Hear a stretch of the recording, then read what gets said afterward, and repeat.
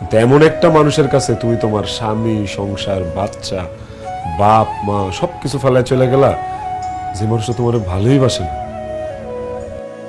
আশা, একটা বিবাহিত মেয়েরে কোনো পুরুষ মানুষ মন দিয়া ভালোবাসতে পারে না। ভালোবাসে তার খায়েশ মেটানোর লাইগা, অথবা তার কোনো একটা স্বার্থ আছে, সেই স্বার্থ হাসিলের লাইগা। একটা বিবাহিত মেয়ের সবচেয়ে বড় আশ্রয় বলো, মাথার উপর ছাদ বলো, অভিভাবক বলো, সেটা হলো তার স্বামী। বিবাহিত মেয়েদের স্বামী ছাড়া অন্য কেউ আপন হয় না। তুমি এটা বুঝতে পারো না আশা।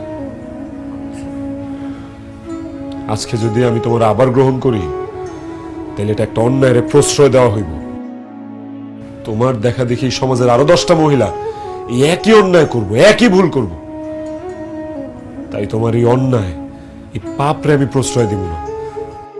তোমার এই পাপের শাস্তি তোমার পাইতেই হইব। আর তোমার শাস্তি হইল